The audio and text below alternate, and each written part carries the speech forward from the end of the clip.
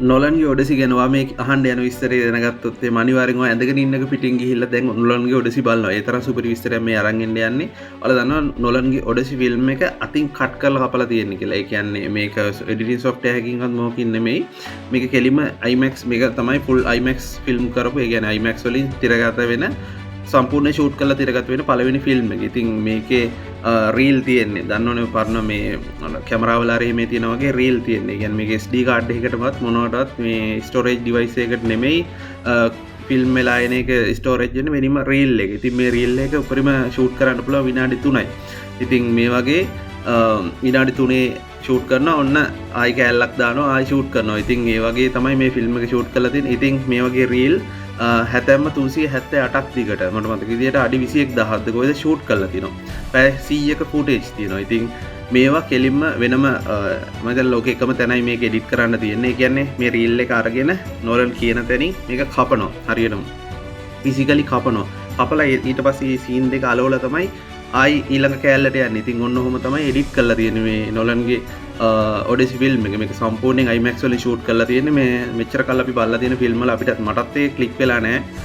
අපි බලලා තියෙන්නේ ඩයලොග්ස් නැති IMAX සීන්. ඒ කියන්නේ සමහරවිට පොඩි ඩයලොග් ඇති. හැබැයි අර IMAX කැමරාවේ රීල් එක කරගෙන සද්දෙට ඩයලොග් ෂූට් කරන්න අමාරුයි කියලා කියන්නේ. ඉතින් ඒ වෙනුවෙන්ම IMAX ආයතනයේ වෙනම කැමරාවකුත් හදලා මේකේ බ්ලිම්ප් එක කියලා එකක් හදලා තියෙනවා. ඒ කියන්නේ IMAX රීල් එක දාලා කැමරාවක් දාලා මේක වහනවා පොඩි අයිටම් එකකින්. මේක උස්සගෙන යන්න 4-5 දෙනෙක් ඕනේ. ඉතින් කඳු උඩ නැව්වල මොනවද මුහුදේම ෂූට් කරනකොට උස්සන් යන උන්ට අම්මා අප්පා මතක් වෙන්නේ නැති නොලන්ගේ. ඉතින් අන්න එහෙම තමයි මේක ලොකු මහසියක් දාලා ෂූට් කරලා තියෙන්නේ. දවස් 3ක් කතා කරන්න පුළුවන් නොලන්ගේ ඔඩෙසි ෆිල්ම් එකේ හදපු හැටි ගැන. ඉතින් ඒ වගේම මේකේ කලර් ග්‍රේඩ් එක කරනකොටත් අර රීල් එකට එකින් එක තියලා තමයි මේ කලර් ග්‍රේඩ් එක හදලා පස්සේ තමයි වෙනම කලර් ග්‍රේඩ් කරලා තියෙන්නේ. ඒ කියන්නේ ෆිසිකලි තියලා බලනවා වෙනම ඊට පස්සේ නොලන්ට සෙට් නම් තමයි කලර් ග්‍රේඩ් කරනකොට ඒ කලර් ග්‍රේඩ් එකට යන්නේ.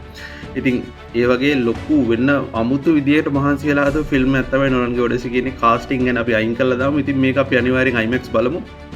ඒ වගේමයි මේ IMAX නොලන් ෂූට් කරලා තියෙන IMAX 70mm මෙන්න මේකේ ෆිල්ම් හෝල් තියෙන්නේ ලෝකෙටම 40යි. ඉතින් ලෝකෙම ෆිල්ම් හෝල් 40කට යන දෙනෙක්ට විතරයි මේක හරියටම බලන්න පුළුවන් ඉන්නේ ෆිල්ම් එක. ඉතින් ඒ 40 එකක් නොවුනත් අපේ ලංකාවේ හොඳ IMAX හෝල් එකක් තියෙනවා සුපිරි හෝල් එකක්. ඉතින් මේකේ ඔෆර් එකකුත් යනවා මේ දවස්වල. සෙනසු මට මතක විදිහට බදාදායි සෙන්සුරාදායි තමයි තියෙන්නේ. මොනවද buy one get one free offer එකක් යන්නේ. ඉතින් commercial bank credit card තියෙන අයට scope IMAX එකේ බලන්න පුළුවන් ඔඩෙසි.